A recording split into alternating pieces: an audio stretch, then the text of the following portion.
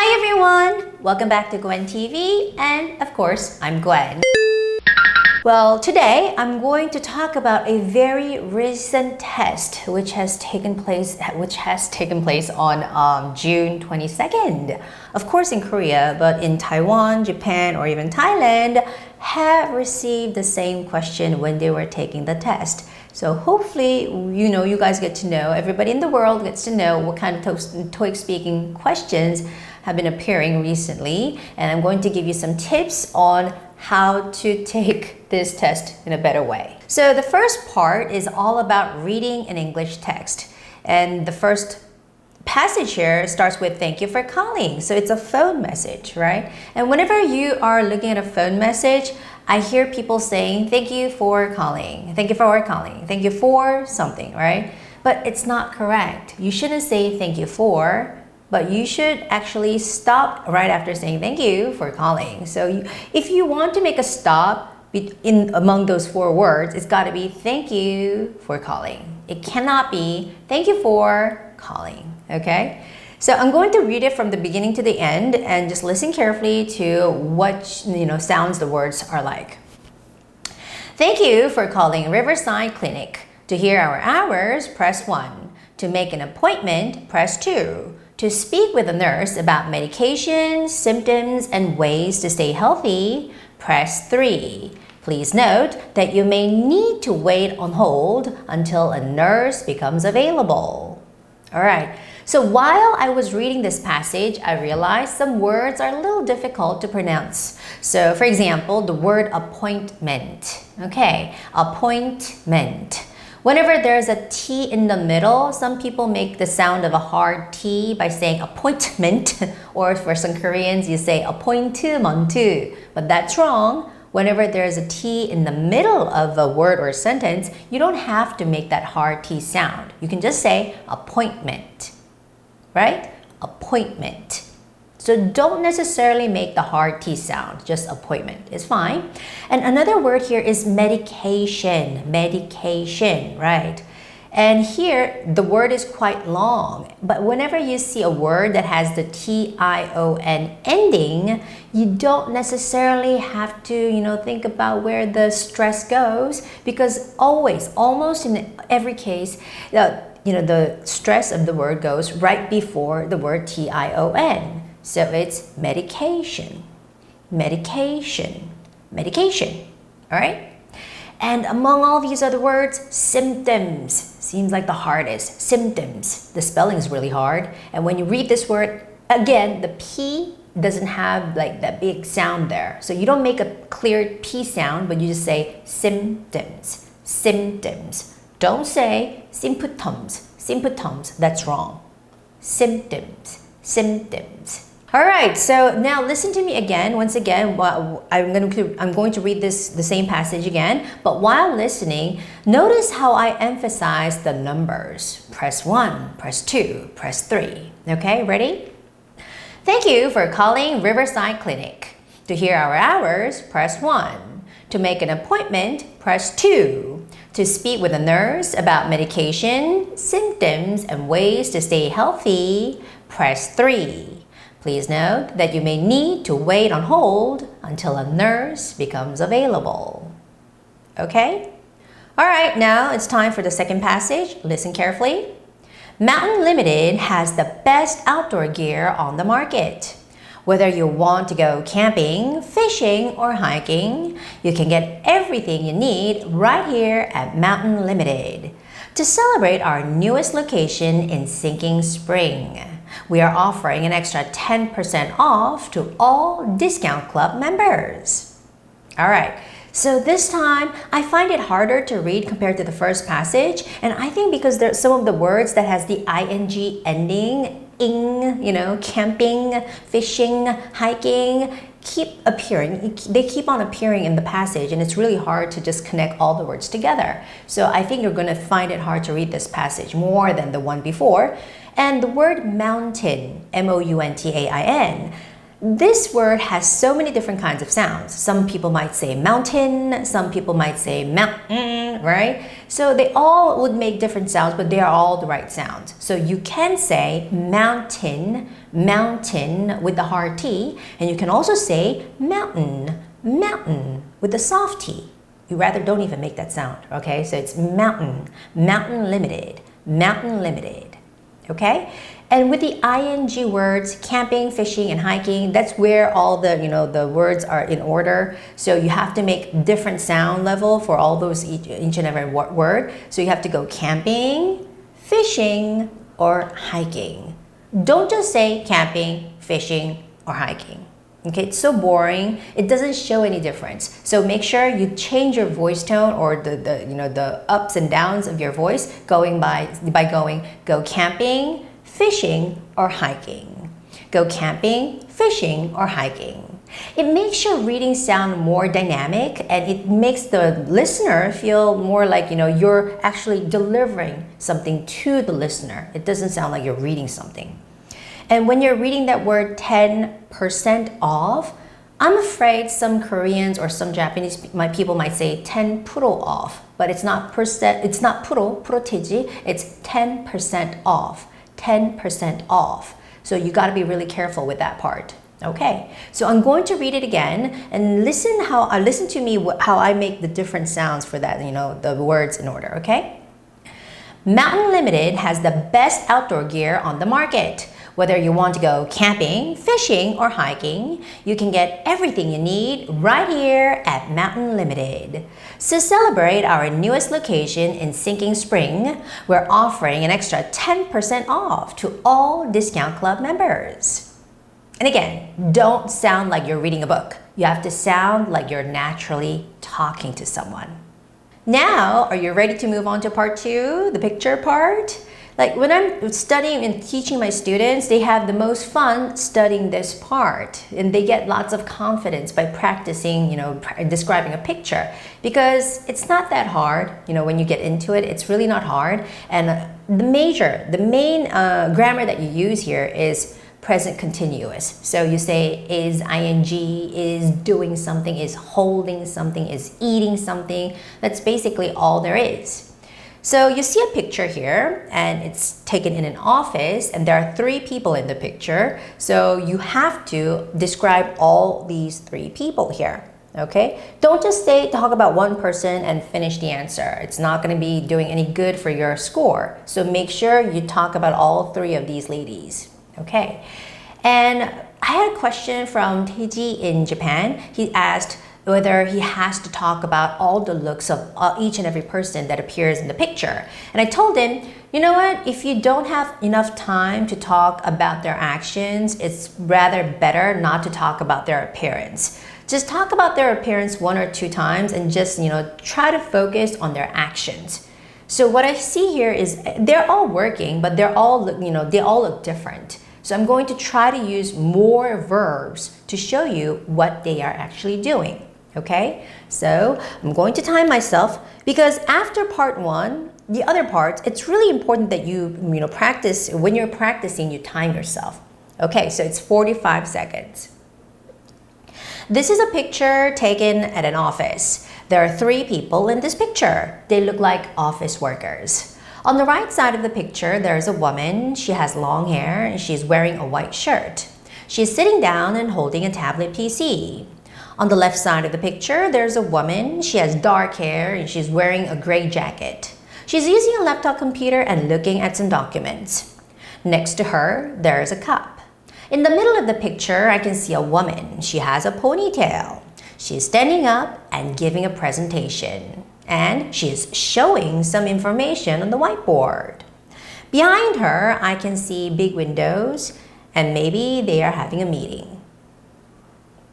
Okay, so I safely talked about so many things about the picture within 45 seconds. Okay, so I'm not asking you guys to speak as fast as I'm doing. Okay, you don't have to be so fast. You don't have to speed up your answer. But when you're talking for 45 seconds, I think the best is that you talk about maybe 10 to 12 sentences at least. okay? Because you're given long time. 45 seconds is not a short time. So when you're making an answer for part 2 picture, make sure you try to make more than 10 sentences, okay?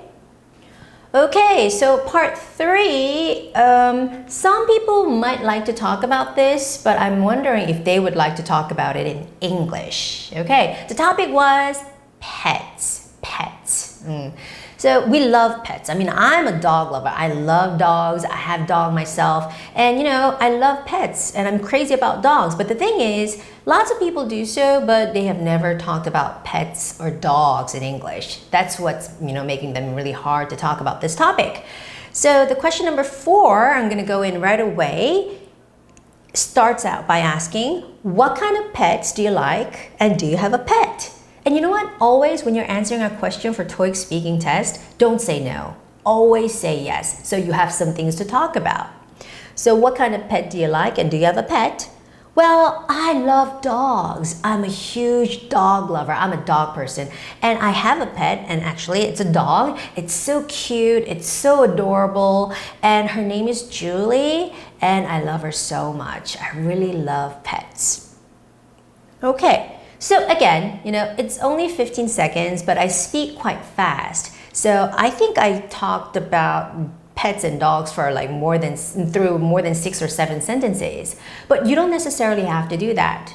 Your goal is to speak maybe 3 sentences. Let's say 1 sentence per 5 seconds. Okay, so that adds up to 3 sentences. Now, second question, what are some disadvantages of having a pet? Now, disadvantage means that some bad side, downsides of having a pet, right? Well, one disadvantage is that it takes lots of time and effort because you have to take care of your pet. You have to wash them, you have to feed them. It takes lots of time and effort, so sometimes it gets annoying. But I love pets. Okay, so I think most of you might have the same feeling about having a pet. I love dogs, I have a pet myself, but the thing is, it takes effort, okay? It's really different from not having a pet. So you have to feed them, you have to wash them, you have to take care of them, right? So those 3 things are essential expressions that you can use for the second question. Okay, the last one. What animals are the most popular as pets among people in your country? Okay, I'm gonna tell you my honest opinion. And this is like, you know, my opinion. It's not like Korean people's general idea. Okay, this is my thought. I think dogs are the most popular as pets among people in my country. Well, I think dogs and cats are both popular, but more people like dogs because dogs are very friendly and they're very loyal. And you know, they're more energetic and they're cute. They like to hang out with you, basically. So, you know, people like dogs more. And I have a dog myself. She's always there for me. She likes to cuddle next to me. She likes to sit next to me. So people like dogs more. Okay, so the word that I was using was the expression, I'm a dog lover. I love dogs. I'm a dog person. Because in English, when you're asking somebody about pets, you know, you would normally ask something like, are you a dog person or a cat person? Are you a dog person, meaning do you like dogs? Are you a cat person, meaning do you like cats? So I am a dog lover. I'm a dog person, means the same thing. My dog always cuddles next to me. Cuddling means like, you know, always comes next to me, but cats don't do that all the time, right? So my dog cuddles next to me. You know, she likes to hang out with me. She's always next to me. So I love dogs. I love my pet, and she's very cute, loyal, friendly, adorable, and she's very playful. You see how I am using all these adjectives to describe how the dogs are? And I've been with cats before, and I think cats are also very cute, adorable, but sneaky. They're very sneaky because they like to hide somewhere. And they are very flexible, right? And they're very independent compared to dogs. So make sure you use these adjectives. All right, moving on to part 4. It was a little schedule for a seminar. And you know, normally this is like the type of chart that you would see on a very normal test. So there's a topic up on the top, the name of the event, which is Fort Adams Education Seminar, the place, the date, and you see the time there, what they're going to talk about, and who the speaker, the leader, the lecturer is. And of course, they always have the lunchtime in the middle. And it says lunch is catered by Cozy South. All right. So the first question is something like this. What will the last session of the seminar be? The very last session, okay? And it's really easy to find, but I think the trick here was they know that you're anticipating certain kind of question, which is, what's the first session, right? What's the first session? But this time, they were asking you, what will the last session of the seminar be? What will be the last session? So, some people might have made a mistake saying the first session. So the answer should be at 2 p.m. there will be a session on monitoring student screen led by Sasha Che. That will be the last session. Okay? It's not the first session, it's the last session. Question number 8. I probably can't arrive until 10 a.m. Is there anything that I'll miss? Okay, she says she's coming at 10. This is a very, very normal question for the second one because they ask you something really like that doesn't match up with the chart, right? So I will arrive there at 10 a.m. Will I miss anything? And of course, the answer is yes, of course, because the first session will start at 9 a.m. You can say that. And you can also say at 9 a.m. there will be a session on lesson planning and timing led by Tim Edwards. Okay, there will be a session on lesson planning and timing led by, because it's the leader, led by Tim Edwards. Or you can say it the other way around. You can say Tim Edwards will lead a session on lesson planning and timing at 9 a.m. Okay, so you will miss that session. If you want to get higher score, you would always have to pinpoint on what the question was about. So the question was asking, will I miss anything? So I'm saying, no, yes, you will miss one session. You will miss the first session.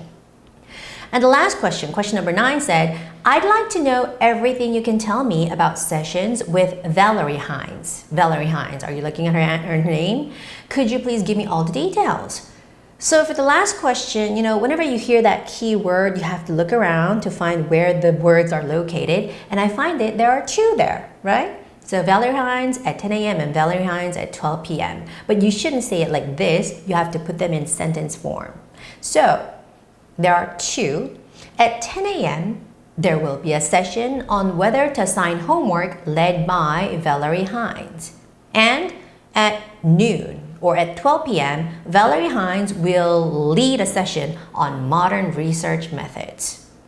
Both of them are led by Valerie Hines.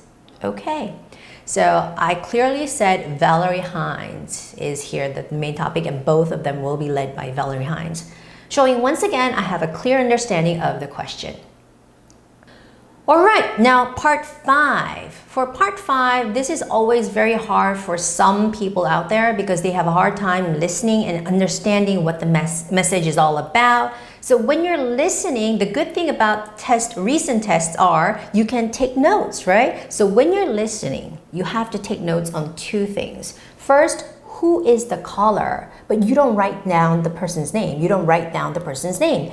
You have to write down what the person does, like what position is he or she in, or what department is he or she working in, or what company, okay? And the second thing you have to write down is what the problem is, okay? And make sure when you're listening, you don't have enough time to write down the full sentences that you listen to, so make sure you just scribble down some words, keywords.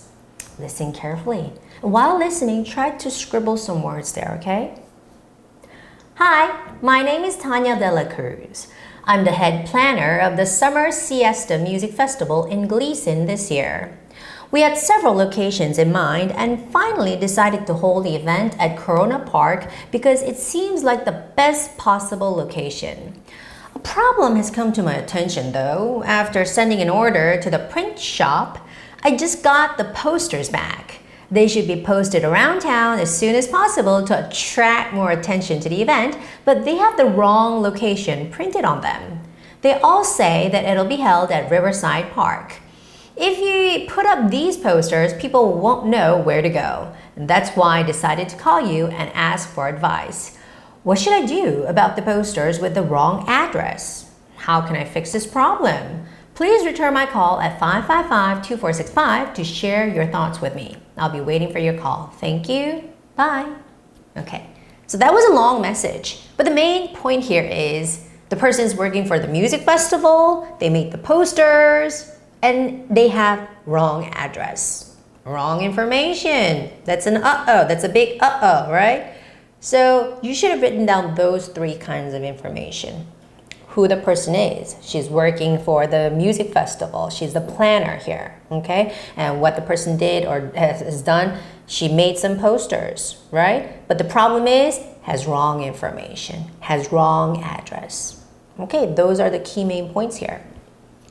Now, with these, I'm going to, you will have to think about the solutions. We have the wrong posters. We can't put them up with wrong information there, right? So you would have to tell her to remake the posters with the correct address, right? So the opposite term of wrong is, of course, correct or right. So you would have to say, remake the posters with right address or correct address, right? And, we're in a hurry right now. You already made it, but you have to remake it, which means you're running out of time. So you should say something like this. Hey, why don't you call the supplier and push them to remake the posters faster, remake the posters more quickly. So just push them hard. I like to do that when I'm working. So push them. Like when I'm teaching my students, I push them to do things. You have to do this by tomorrow. You have to do this by tomorrow. And you know what? Some miraculous things happen. It does work, when you push people around, especially for studying. So I would call them, why don't you call the supplier and ask them to quickly remake them, okay? Push them to remake them. Okay, so after that, you are given 45 seconds to think about your answer, and after that, you have 60 seconds to answer. But when you're answering for 60 seconds, the things that we just worked on is not enough. That all those things there are not enough to talk for 1 minute. That is when we use the template. Okay, you use the template that you see there or wherever on our YouTube channel you can find it. And you use the template to talk for 1 minute and make it a proper phone message. So it's going to be for 1 minute. I'm going to set my timer again and I'm going to say it. Listen carefully. Hello, this is Gwen. I heard that you are the head planner of the music festival. However, there's a problem because you made some posters and you checked them, but they have wrong information. They have the wrong address and you don't know what to do about that. So you'd like to get some help with this matter. Well, first of all, I'm sorry to hear about the situation. However, I'm happy to say that there is a way to help you out. And after checking into your situation, I came up with the following suggestions. First of all, I think it is a good idea to remake the posters with the right address. That should be better. And moreover, why don't you call the supplier and push them so that they would make them faster? That should be possible, Well, those are my suggestions. And if you need more help, just feel free to call me back anytime. Bye. You see how I spoke for exact 1 minute? Of course I was looking at the timer from time to time, but I knew I was able to finish it within 1 minute, exactly at 1 minute, because I was using the template. And the template is designed for you to make 1 minute answer. You see how it works? So in the first part of the template, you normally summarize what you heard in the message. The latter part, you talk about what the solutions might be. Okay? And I always provide 2 different kinds of solutions. Now we're going on to the last part, which is part 6. The question goes, do you think that the most important trait for a leader to have is the ability to encourage employees? Okay, once again, this is more like a business situation. You're, in a company and you're an employee and there's a leader there and they encourage you. He or she encourages you to work harder. You need that setting, okay? And whenever you're making an answer for part 6, of course, it starts out by repeating the question. partially, right? You would say, I think that the most important trait for a leader to have is the ability to encourage employees. That is your very first sentence. And of course, you will see that question on the screen the whole time, so it's not really hard to say that very first sentence. The problem is, afterwards, you have to provide a long story. You have to build up a story. But it's really hard to make up a story at the start of the test. So what you do is you have to prepare your own story material before you go take the test. I tell my students, you guys are always working in ABC company. Okay, ABC company. And you guys are always working in the marketing department. Okay, so there's a setting there. And you guys are always a newbie. That's the whole setting. There's got to be a setting to start a story. So there's the setting. And, as a newbie, we all know you don't have experience, you don't have any knowledge, you have lots of difficulties, so you want to give up. But guess what? You met a nice leader. And his name is Tom. Because I always tell my students, you don't necessarily have to be creative about the names. You can always use the name Tom. Or it could be John. Or it could be Ken, whatever. Just use and stick with just one name, okay? So his name was Tom. He was a good leader. And you know what he did? He encouraged me. He cheered me up and he motivated me. And these three sentences are very crucial, very important in your answer for this one, because that's what the question is all about. So he encouraged me, he cheered me up, and he motivated me. Or you could say he inspired me too. So I didn't give up.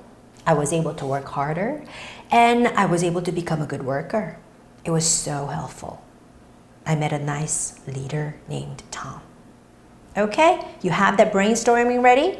And when you are taking the test, you can take notes while for the 30-second preparation time. But think about it, 30 seconds is not a long time. It's a very short time, okay? So you won't be able to write full sentences. I mean, I swear to God, if you start taking writing down sentences, you'll only be able to write maybe like 2 or 3 sentences max. So don't write sentences. Just write down some words, key words that's going to remind you when you're actually talking, you're saying the answer, okay? You cannot write sentences.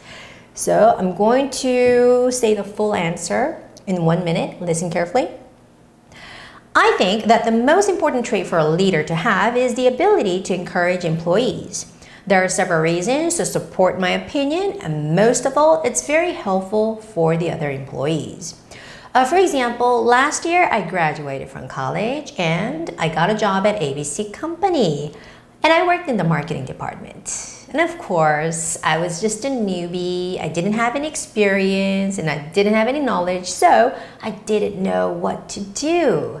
But luckily at that time, I met a very nice leader named Tom, and he was very generous, he was very understanding, and he, listened to my, problems, he gave me lots of tips and advice, he motivated me, and he cheered me up, and he encouraged me all the time. So thanks to him, I didn't give up, I tried harder and harder, and I was able to become a good worker. That's why I think so. All right. You see how my story went on like this? There was the setting, the whole setting of ABC Company marketing department, and then there comes the problem. Like, I'm a newbie, I have no experience, and I want to quit this job, I want to give up. But there comes the leader who's very generous, very understanding. He cheered me up and motivated me, that really important part. And finally, I give an ending saying, because of that leader, I didn't give up. It was very helpful. That's why I think so. A lot of people have been asking me, so what is this template? I want to have a look at the template. So here it goes for 10 seconds.